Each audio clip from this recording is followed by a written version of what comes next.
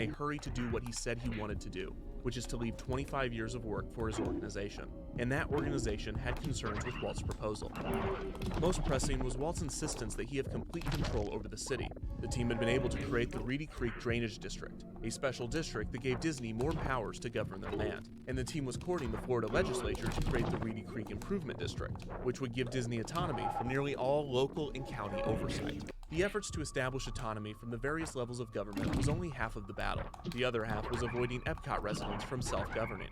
Walt wanted Epcot to have permanent residents.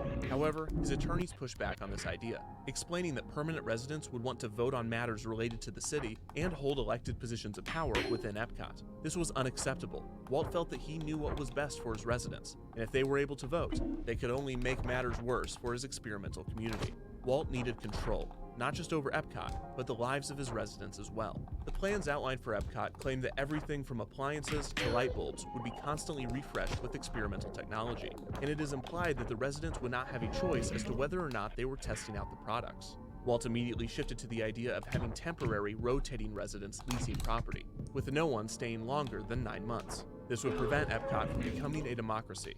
Instead, Walt's Epcot would be run not by the people or by the elite, but by Walt Disney alone. He knew what was best for his people. It was his community, first and foremost. The concerns raised by the attorneys prompted more discussion from within the team. Epcot was going to be both a functioning city and an attraction for the visitors of Disney World, a premise that brought up privacy concerns. Disney advisor Ray Watson pressed Walt on the issue, saying, quote, "Now you're not going to go out and get milk in your pajamas. You're going to have to dress up and put on a tie because these people that live there are now on exhibit." Watson continued, explaining, quote, "You need to decide whether you are indeed building a community that is a natural community where people will come, raise their families, form their own city government, grow, and so forth. But if you're doing this as a place for an exhibit, then you need to separate that." On top of privacy concerns, the residents would lack basic freedoms, which some Imagineers saw as a non-starter for the project. Imagineer Carl Bongiorno said, quote, "Everyone knew that you couldn't have 25,000 people living in a community and constantly change, upgrade, move, innovate, go into people's homes, take out appliances, put new ones in, control everything about the project when you have a one-man, one-vote democracy." While the community in Epcot was under scrutiny, others doubted the prototype aspect, as companies were rarely interested in showing off products when they were in the development stage. Disney Imagineer John Hench brought up this concern. Hench recalled that Walt, quote, "didn't understand how jealous people are of keeping it secret and not exposing it." And then there was the issue of the T in Epcot, tomorrow. Tomorrow was always fast approaching, and as proved by Disneyland's Tomorrowland, it was expensive to keep up with the future. Walt's goal was for Epcot to always be 25 years ahead of its time, a costly proposition, if possible at all. These were the voices of dissent within the Epcot team. Outside the collaborative bubble, opinions toward the project were much more cynical. Many people at the animation studio thought that the project was a terrible idea, possibly because it was distracting Walt from animation, but also maybe because it was just a terrible idea. Longtime friend of Walt's, Ward Kimball, said, quote, "You can't experiment with people's lives." As with Palm Beach, Walt's brother Roy was wary of Epcot, and he was especially worried at its scale. But for many within the company and outside of it, Walt had earned the benefit of the doubt. No one believed that a feature-length animated film would be successful, and just as few thought Walt could pull off a project like Disneyland. By this point, everyone had learned their lesson. Do not underestimate Walt Disney. However, the proposition of Epcot was on an entirely different level. Epcot was unlike anything ever imagined, except it also wasn't. At its core, the idea of a company constructing and owning a town full of citizens whose residency was dependent on their employment was not new. In 1884, industrialist George Pullman created Pullman, a 4,000-acre town on the south side of Chicago. With over 1,000 homes and 12,000 residents, Pullman was initially a huge success, thanks to its innovative design and amenities. However, like the plans for Epcot, workers were only allowed to rent and were evicted if fired, and everything from saloons to libraries were at the full discretion of Pullman. Underlying issues came to a head after the economic downturn of 1894, and after only a decade, Pullman succumbed to a workers' strike. After government intervention, the strike turned violent, killing 30 people. Pullman was then annexed back into Chicago. In 1928, Henry Ford created a rubber factory and town named Fordlandia in the Amazon jungle, in which he tried to impose his personal ideals on indigenous workers, dictating their diet and banning alcohol, tobacco, and women to increase productivity. Riots and strikes ensued, and ultimately, no rubber was manufactured. Company towns such as these were once a common practice, especially for long-term remote jobs such as mining, but these cities rarely lasted for long. especially under the ownership of a single company. Two of the most common reasons for the demise of a company town were lack of property ownership or the enforcement of a social ideology, both things that Epcot would have. Epcot was different from other company towns in many ways, but it was alarmingly similar, and it very well could have experienced the same unrest that other experimental towns did. If the historical examples of company towns were not concerning enough, then one could look to the Disney studio itself as a cautionary tale. It is true that Walt had not failed with his first feature film or with his theme park, but it could be argued that he had already tried and failed to build a community. The 1941 strike at the Disney studio occurred for many reasons, but most animators recalled that the moment that everything changed was when the company moved from the Hyperion to the Burbank studio. As aforementioned, Walt had designed the space himself, trying to anticipate every need and accommodate each individual. In this, he undoubtedly failed.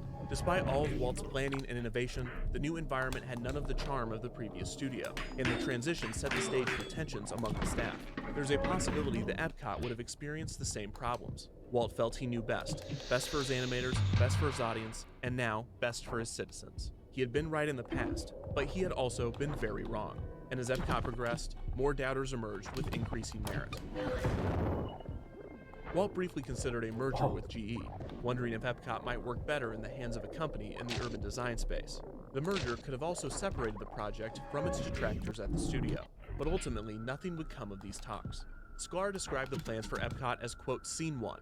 Walt was just getting started. Who knew how it was going to end up? It is difficult to scrutinize plans that are clearly preliminary and make a value or efficacy judgment on them.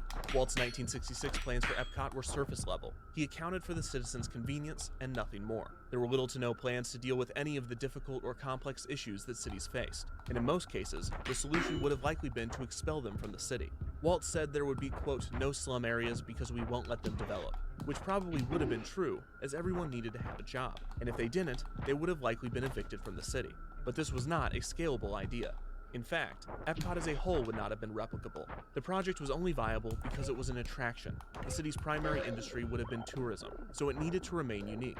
Walt knew this, and he was not looking to build a perfect city that could be reproduced throughout the country, but rather an environment to test smaller ideas and technology.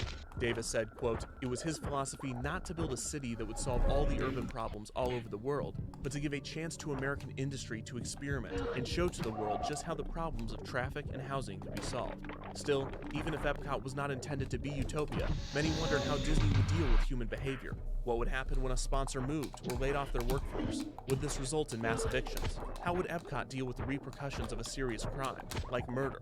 How would Disney handle racial integration and race relations? Any follow-up questions to the Epcot proposal did not have any answers. Despite the lack of depth and comprehensiveness, Walt was suddenly turning his attention from planning the city to announcing it. In the fall of 1966, Walt was racing to get as many of his Epcot ideas distributed as possible, with unprecedented speed and determination. Epcot would keep Disney alive. It would be his legacy. It had to be. Walt confided in one employee, quote, fancy being remembered around the world for the invention of a mouse. Walt Disney was more. The world needed to remember him as more. He was showing his feelings now more than ever. On one occasion, Walt pointed to a section of an Epcot map, saying, quote, this is where the park bench will be, where Lily and I are going to sit at night and watch all the people. People that would be happy. People that would be a community. His community. In October of 1966, Walt approached Marvin Davis about constructing a model of the city, and he asked Sklar to write a film explaining Epcot. The film was to star Walt, who would explain the purpose, ideals, and concepts of the Florida project. There would be two films, both the same, barring their endings, in which Walt would address the audience directly, with one spiel being directed toward the Florida legislature, and the other being directed toward corporations. Walt shot the film on October 27, 1966. He donned the Uncle Walt persona that he had grown to dislike over the years. The persona he feared would consume his legacy, but despite it being a character, it was a character that could sell, and sell he did. And Epcot will always be a showcase to the world for the ingenuity and imagination of American free enterprise. Walt gave an overview of the Florida project, as well as the plans for Epcot. In the background, an instrumental of the Carousel of Progress's theme song, There's a Great Big Beautiful Tomorrow, played. Sklar said that the film was, quote, not just a sales job.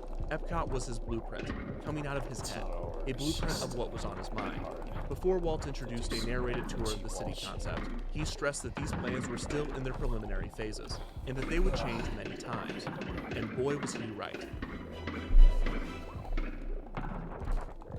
Just 3 weeks after filming the Epcot film, Walt was admitted to the hospital to undergo surgery to stop pain he had been having in his neck and leg. But the doctors found something much more concerning: spots and a lump on Walt's left lung. It was cancer.